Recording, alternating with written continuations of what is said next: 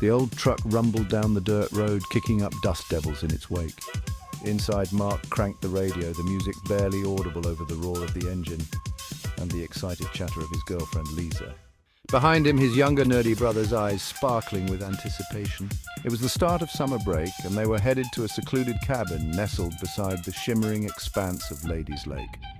Mark had been coming to this cabin for years with his family, each visit etching cherished memories into his heart. The scent of pine needles, the gentle lapping of the lake against the wooden dock, the eerie stillness of the surrounding woods. It was their own private sanctuary. This year, he was eager to share this special place with Lisa, hoping to create new memories that would last a lifetime. As they neared the cabin, the setting sun cast long, dancing shadows through the trees, painting the clearing in hues of orange and purple. Mark pulled up to the familiar wooden structure, its logs weathered with time, but still sturdy and welcoming. A wave of contentment washed over him. They were finally here. The next morning, the sun streamed through the cracks in the curtains, rousing Mark from his sleep. He could hear the sizzle of bacon and the cheerful chatter of Lisa and Tommy downstairs. Stretching lazily, he pulled himself out of bed and joined them. After a breakfast of crispy bacon and fluffy pancakes, they decided to explore the lake.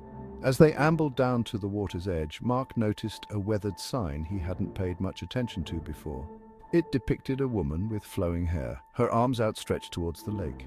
Beneath, faded paint spelled out a warning, the guardian of Ladies Lake. What's that all about? Lisa asked, her brow furrowed slightly. Just an old legend. Mark shrugged, trying to sound nonchalant.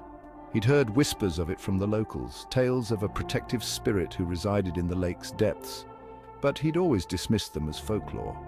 Tommy, however, was intrigued.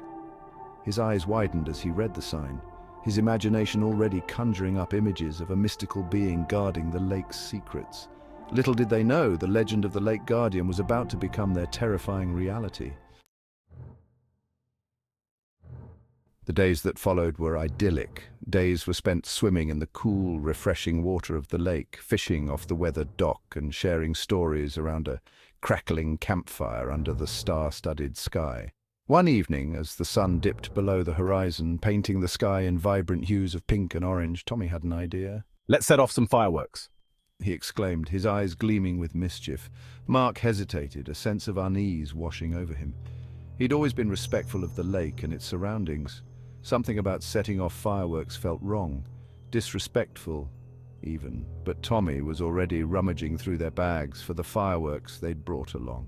The first few fireworks soared into the darkening sky, exploding in a shower of colorful sparks. Tommy whooped with delight, his earlier excitement contagious. Even Lisa couldn't help but laugh at his boyish enthusiasm. Mark, however, couldn't shake the feeling of unease that had settled in the pit of his stomach. His unease turned to horror when one of the fireworks, instead of shooting skyward, veered off course, landing with a hiss and a sizzle in the middle of the lake. Popping sound that was muffled by the water. The sudden silence that followed was deafening. The air crackled with an unknown energy. The surface of the lake, previously calm and reflective, began to churn violently.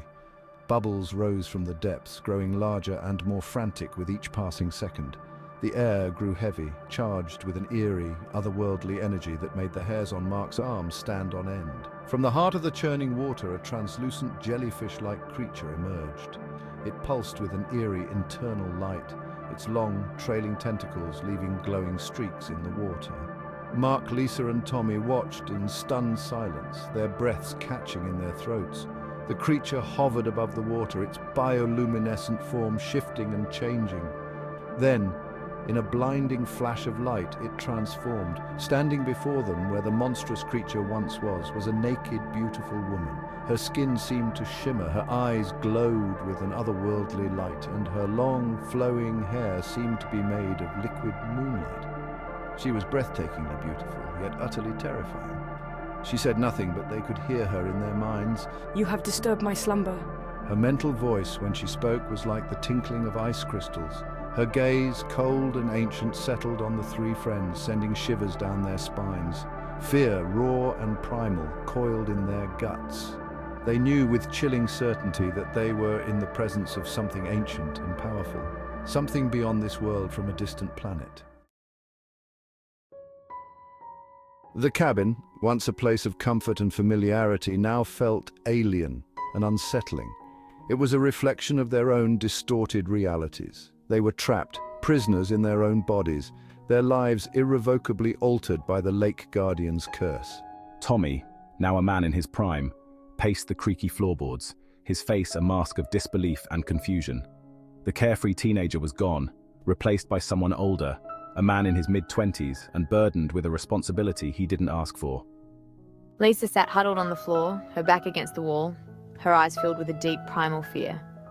Her body, once youthful and vibrant, was changing, transforming into something maternal. Her breasts grew, now fuller, ached with a strange pressure.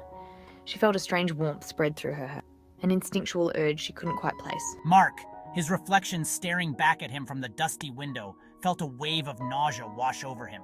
His clothes hung loosely on his shrinking frame. His features, once sharp and defined, were becoming softer, younger, his reflection mocking him with every passing moment. The Lake Guardian's curse was warping their realities, leaving them stranded in a terrifying, distorted present. They were no longer who they once were. The cabin, their sanctuary, was now a prison. The truck refused to start, and their cell phones were dead, holding them captive to a fate they couldn't comprehend. The weight of their situation pressed down on them, heavy and suffocating. The cabin, once a symbol of their bond, now felt like a cage, a constant reminder of their twisted realities. Tommy learned that he now had the power to age someone, including himself. Lisa's breast milk could make someone younger. If a person drinks a lot, they are reduced to an infant. Mark had learned the hard way, as he was stuck back in diapers now. Only Tommy's power was able to make him age back up to a toddler. Lisa, her heart aching for both of them, in the days that followed. Her love changed from Mark to Tommy. Toddler Mark knew he'd done stupid stuff before, and Lisa told Tommy about how Mark sometimes hit her. As punishment, Mark was told he'd be stuck as a toddler until they decide what their parents think. Mark no longer shared a room with Lisa and was forced to stay in a room next to his brother. Tommy and Lisa spend more time together, sharing showers, kissing, and Lisa's bed. Mark was dealing with getting the potty on time and dealing with toddler emotions, fighting to hold on to the person he once was. His laughter, a source of joy, with no word from their children. Tommy and Mark's parents arrived and, shocked at first, quickly accepted the new truth. The Lake Guardian's curse had woven its tendrils deep into their lives, binding them together into a tapestry of aging and regression. Tommy and Lisa would live together in the cabin with Mark as their son. Thanks to Lisa's breast milk, they would make a fortune selling it as a fountain of youth. With that money, they brought up all the land around the lake, becoming protectors themselves. Tommy and Mark's parents, along with Lisa's youthened parents, moved up into other cabins around the lake. As months went by, they soon learned that Mark got a power of his own. Mark was immortal because he never aged beyond toddler. Tommy's power was the only way that Mark could hope to see his adulthood one day. Mark embraced his second childhood and told his new parents he wanted to stay as a child for a long time.